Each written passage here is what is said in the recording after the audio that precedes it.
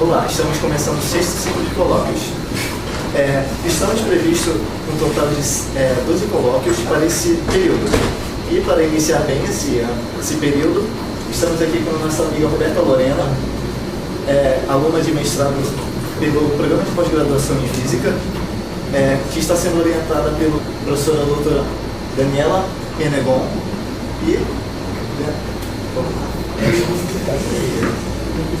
Então, gente, esse foi o tema foi um PIBIC, meu primeiro PIBIC, e também foi minha monografia. Aí só o que eu acrescentei aí foi o nome caracterização, que foi uma sugestão da banca. Então, o tema é caracterização e estudo da condutividade térmica do composto GT não estruturado.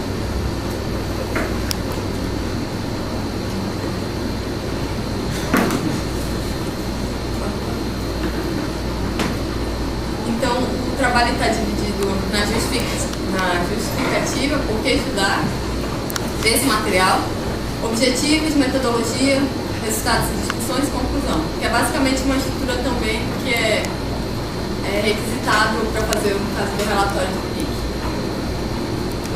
Então, dos objetivos de estudar esse material do GT é de ele ser, a proposta é de material termoelétrico.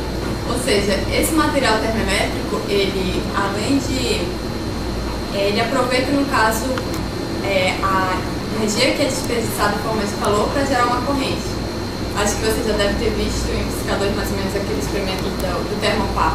Então, basicamente, a mesma ideia. Só que a ideia de sintetizar esse material é de ter essas propriedades no estado sólido. Então, os objetivos do trabalho foram preparar o germânio peludo não estruturado pela técnica de síntese mecânica, que depois eu vou falar que é conhecida como síntese mecânica ou laje mecânica. E as mais específicas foram medir os padrões de raio-x do composto, formado em função do tempo de moagem, ou seja, para cada tempo de moagem a gente fazia uma difração de raio-x para ver qual era a característica desse composto, determinar o tamanho médio de cristalídeos do germânio peludo em cada tempo de moagem a partir das medidas de RX. Então, esse tamanho médio de cristalídeo ele é calculado para a gente saber se ele é um material nanoestruturado ou não. E para ser um material nanoestruturado, então ele tem que ter, em média, de 1 nanômetro até 100 nanômetros. Mais que isso, não é considerado material nanoestruturado. E realizar as medidas da condutividade térmica em função da temperatura. Aí vocês vão ver na apresentação que a gente tem um objetivo, mas aí a gente também acaba fazendo outras coisas quando não certo. Então, o primeiro passo para começar o trabalho, então, foi a preparação da amostra. Pelo cálculo estequiométrico, a gente pretendia usar 50% de germânio e 50% de telúrio. Então, essas daí são as massas correspondentes a esse percentual. Então, essa medida também foi feita no LabMat, Laboratório de Materiais aqui da UFAM. E aí, após a medida das massas de cada material, a gente colocou esse material que ele está em forma de pó dentro de um jarro, que a gente chama, que ele tem o formato de cilindro, depois a gente já vai ter uma foto. Então, ele é colocado e fechado nesse glove bag. Então, no glove bag, ele está cheio de gás cinético, que no caso que a gente usa é o argônio. Então, a gente coloca o cilindro junto com a amostra lá dentro para evitar algum tipo de contaminação ou qualquer outro material não desejado, que no caso é o oxigênio. Então, a gente não deseja que essa amostra oxide antes de a gente fazer os estudos.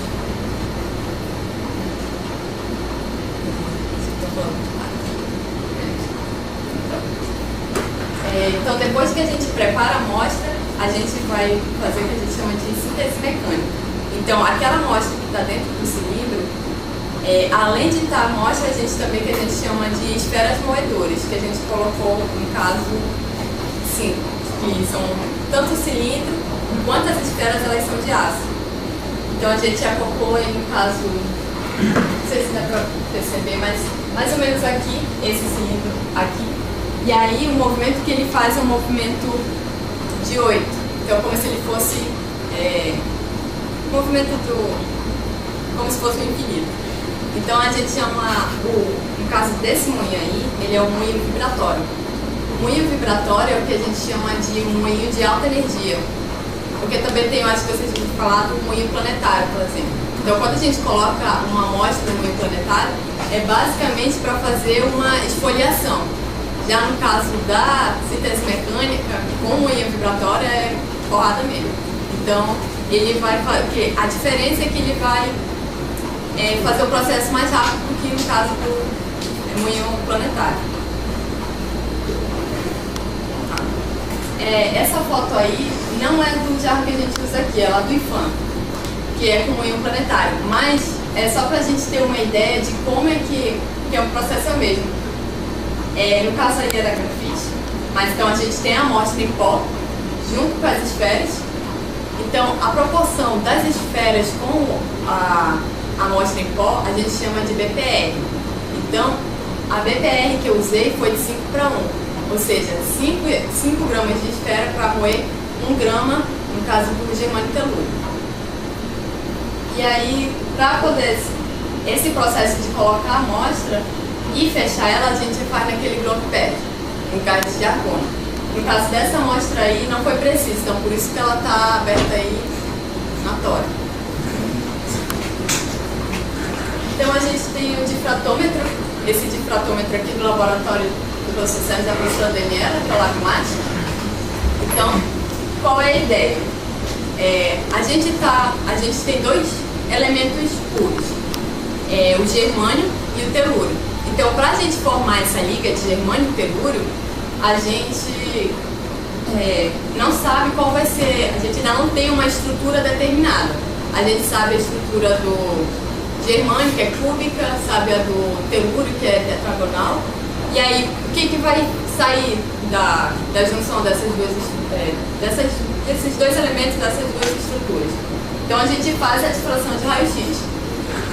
Como funciona daqui do laboratório? A gente tem a fonte de raio-x, que a gente tem o comprimento de onda conhecido.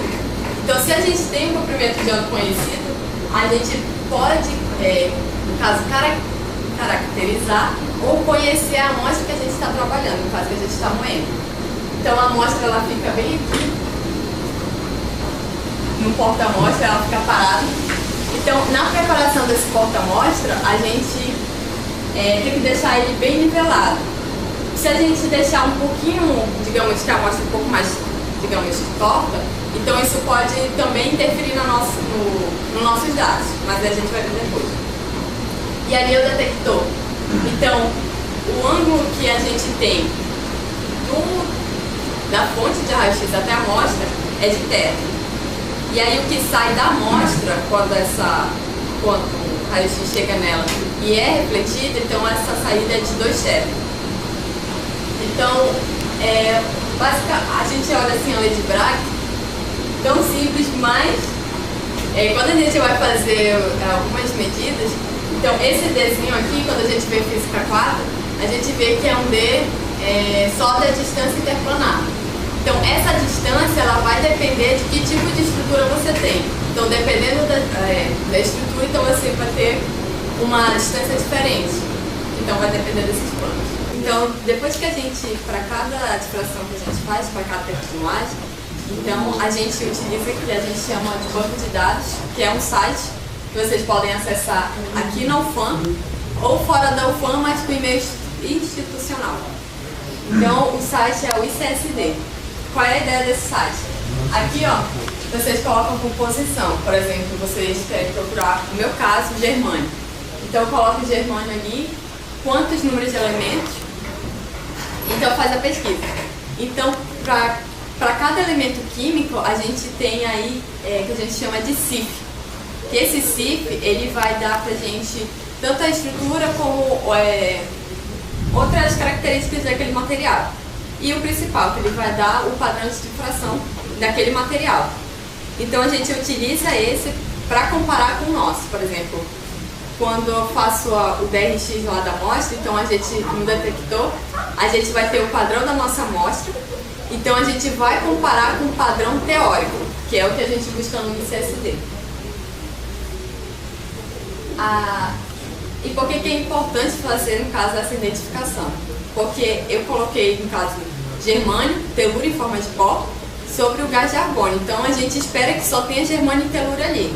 Então, a identificação de fases, ela vai ajudar a ver se houve algum tipo de contaminação daquela amostra e se realmente o que a gente tem é só germânio e telúrio. Até porque quando a gente vai fazer o método de ritmo, a gente precisa saber quais que a gente chama esses elementos químicos, a gente chama de fase. Então, para a gente precisa saber a fase que a gente tem da nossa amostra para poder fazer o método de ritmo. Então, o método de ritmo consiste no seguinte: a gente tem o nosso padrão de RX e aí a gente tem os CIFs que a gente vai colocar lá. No caso aqui, eu estou colocando o CIF do germânio e telúrio. Então, ele vai dar especificações desse material e aí a gente vai começar a fazer uma comparação com o nosso teórico. Vai começar a fazer, pegar esse padrão teórico e ajustar com o nosso experimental. Então, por que tem esse ajuste? Quando a gente baixa, no caso esse CIF, é como se eles tivessem pegado aquela amostra em pó, fizeram a difração de RX, então aquela amostra está muito cristalina. Então, no caso da nossa que é ali, como é no moinho, então vai ter porrada, então vai começar a largar os picos. E aí, para a amostra, para a gente fazer, no caso, a medida da condutividade térmica, eu coloquei a amostra ali em cima, essa visão de cima, nessa parte verde, e aí a gente colocou numa espécie de geladeira. Só que essa geladeira vai de menos 50 graus Celsius até 200 graus Celsius. Então, mas a medida que eu fiz foi de menos 50 até 150 graus Celsius. E aí, para cada temperatura, que em média para estabilizar demorou mais ou menos 1h30, ver como aquele material se comportou a dada temperatura. Depois desse processo, que aí a gente vai ver, no caso, depois do refinamento, a gente viu que tipo de deformação aquele material sofreu. A gente imagina como é um pó, então ela sempre parece como se fosse uma areia. Só que cada areiazinha, digamos assim, ela tem a sua estrutura. Então, por exemplo, uma estrutura cúbica, ela não vai ter o mesmo tipo de deformação se fosse qualquer outro tipo de estrutura. Então, dependendo dessa deformação, vai influenciar no que a gente chama no cálculo do tamanho médio de cristalito, para saber se ele é nanoestruturado ou não. Então, se a deformação for isotrópica, que no caso quando a gente fala que essa deformação é isotrópica, quer dizer que para todos os lados ou para qualquer direção, essa deformação foi a mesma. Então, eu usei a equação de Williamson-Hall. E aí que eu vou apresentá-la depois. E quando essa deformação é isotrópica, ou seja, que ela vai sofrer variação dependendo da direção, então eu usei a equação de G-Sais.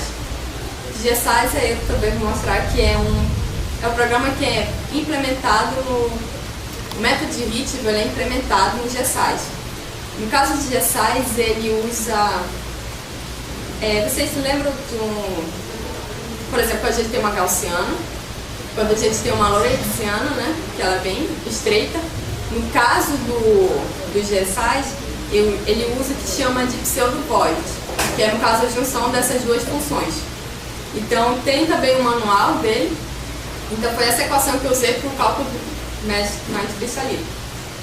Aí, essa observação, que também tem o modelo de Stephens, é porque, no caso do modelo de Stephens, ele vai calcular, a gente vai saber, a gente tem o tamanho médio cristalito e tem uma deformação. Se a gente quer saber o quanto vale, digamos, essa deformação, então a gente recorre ao modelo de Stephens, que eu não usei. Essa imagem aqui eu só coloquei para ter que depois eu vou mostrar comparado, mas para ter ideia do que a gente recebe do detector. Então, esse daqui é o padrão de difração para a amostra de que sofreu meia hora de moagem.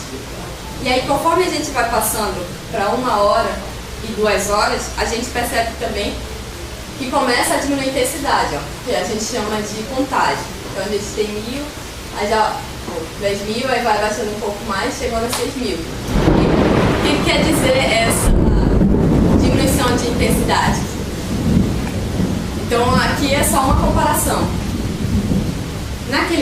Então eu peguei, só fiz colocar lá no Orange o que a gente recebe no detector. Aqui eu fiz o que a gente chama de normalização, que é para fazer a comparação da largura dos picos e também aí então a gente não faz a comparação da intensidade. Mas então o que a gente percebe? Que aquela diminuição da intensidade, que era o pico mais intenso, ele é correspondente à fase do germânio puro. Então conforme vai aumentando o tempo de moagem, a gente percebe que começa a surgir um outro pico aqui, que no caso ele é marcado como um germânio telúrico, que é a nossa amostra. Então o que isso quer dizer? A gente começa a ter uma diminuição desse pico, no caso do germânio, ele vai ficando menos cristalino. O que isso quer dizer? Que parte dele está sendo formada junto com o telúrico, para então ter a nossa nova fase, que é o germânio telúrico. Então como essa fase vai sendo formada agora, então ela vai cada vez ficando mais cristalina e aparecendo mais o seu padrão, no caso para maior tempo de moagem. Aí no caso do método de Rittinger, a gente tem o refinamento. Então, vou colocar um slide.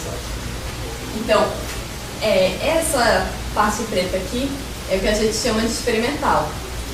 No caso, o experimental aqui é o que a gente pegou daquele CIF, que é o teórico. E aí, o simulado é o nosso padrão. Ou seja, a gente vai pegar o padrão de difração da nossa amostra, vai pegar o padrão teórico e comparar. Quando a gente faz essa comparação, a gente tem esse residual aqui. Então, esse residual, quanto mais linear ou mais reto, digamos assim, ele for, então quer dizer, menor é a diferença do nosso padrão para o padrão teórico. Porque a gente pode muito bem fazer esse refinamento e, digamos, está bem fitado. Mas não quer dizer que aqueles seus dados, eles estão simulando alguma coisa real. Então, por isso que a gente tem o residual. Aí, para o cálculo da deformação, para saber se ela é isotrópica ou anisotrópica, então a gente faz um gráfico que é o FWHM. Esse FWHM que a gente chama é a largura meiatura do pico. Então, por exemplo, se eu pego esse pico aqui, no refinamento ele te dá quando você termina de fazer o refinamento, você tem os dados. Então ele vai te dar a largura meia altura, por exemplo, desse pico. Então com essa informação, eu escolho os picos bem mais fitados e intensos e coloco em relação a 2 θ. Se ele for, digamos, quase linear, aparentemente linear, então a gente tem uma deformação isotrópica. No caso desse aqui, tanto para o telúrico para meia hora, então eles tem uma direção aleatória, então a gente sabe que o tipo de deformação que esses materiais sofreram durante a moagem foi anisotrópico. Aí eu faço a mesma coisa para 1 hora de moagem, só que aí eu começo a perceber que para a fase de germânio ela já vai começar a ter uma deformação isotrópica, e chegando em 2 horas de moagem, a fase de germânio também continua com a deformação isotrópica e as outras sendo anisotrópicas. Aqui é a equação de Wilson-Hall.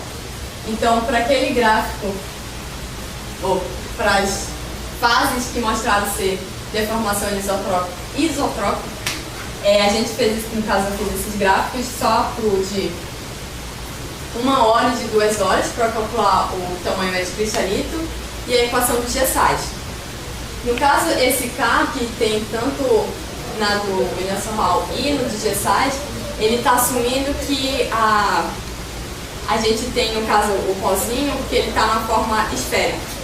Então ele tem o valor de 0,9, o comprimento de onda é o do cobre, e esse X aqui é o que a gente obtém no refinamento, que a gente chama de LX, que ele já que você obtém após o refinamento.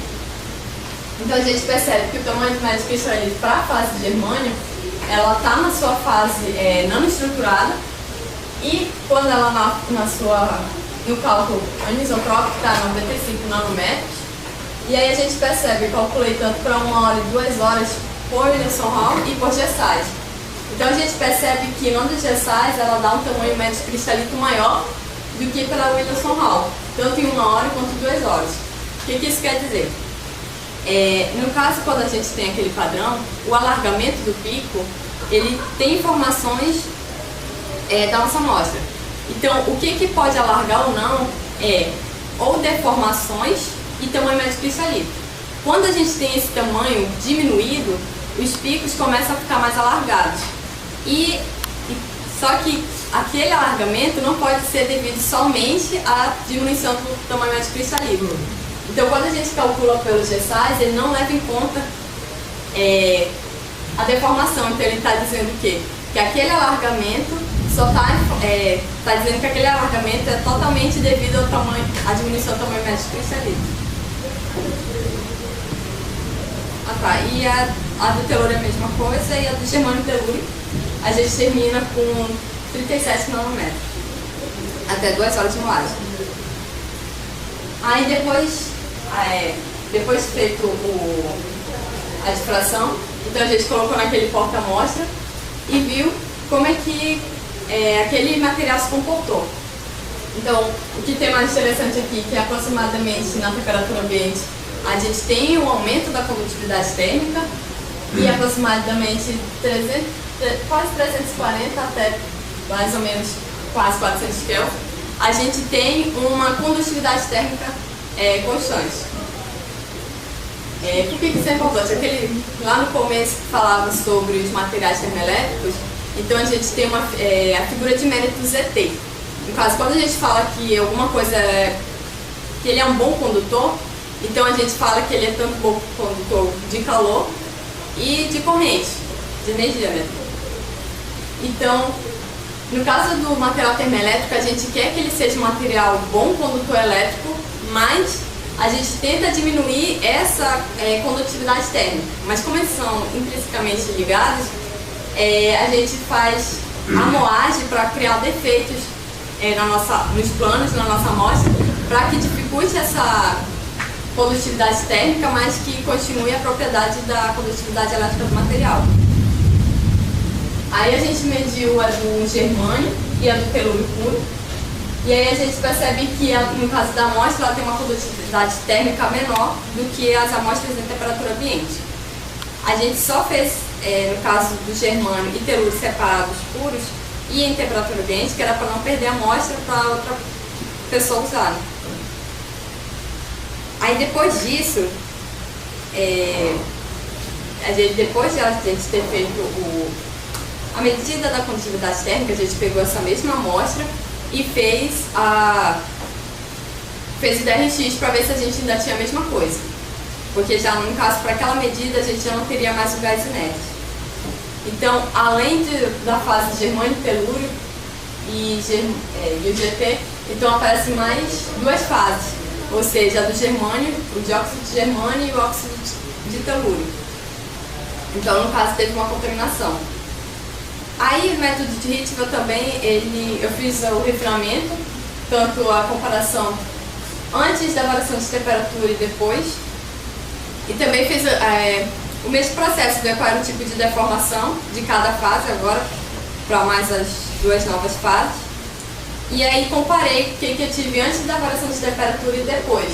Esse daqui era o percentual de material que eu tinha. Então eu tinha praticamente 20% de germânio e telúrio puro, e após ele diminui, após a variação de temperatura, e a do germânio e telúrio, que eu tinha aproximadamente 60%, diminuiu para quase 16%. E aí, por quê? Ele diminui porque agora aparecem essas duas novas fases. E o tamanho médio de cristalito.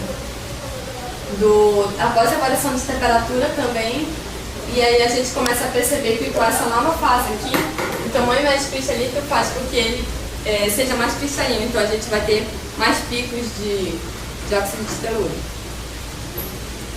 Aí ficou a pergunta se essa contaminação foi por causa da medida ou se foi pelo armazenamento da amostra. Então, o que eu fiz? Peguei a amostra que estava no jarro e também fiz a difração de raio-x. Então a gente vê que já a amostra que estava no jarro, ela já estava com as outras novas fases. Então a contaminação aconteceu antes da medida, não que a medida tenha interferido nisso. E aí depois tem esse site também que vocês podem ver no FAM e se fora com o meio institucional, que é para ver qual é o mais favorável para fazer a ligação. Então a gente vê que a do germânio telúrio é a menos favorável quando ele é exposto a um gás que não é inerte. Então por isso que houve a contaminação. Então no caso do armazenamento, ele deve ser guardado também, assim como antes da moagem a gente colocou no gás de argônio. Então para armazenar ele também tem que ser no gás de argônio, ou outro inerte. Então a gente tem a conclusão que no final da moagem a gente tem o tamanho médio cristalino de 37 nanômetros. A gente 60%, aproximadamente 60% de germânio telúrio. E o mais interessante no caso em função da temperatura foi entre 71 graus Celsius e 120, que é quando ela se mantém constante. E no caso da contaminação, que aconteceu no jarro e não pela medida da condutividade térmica. É isso.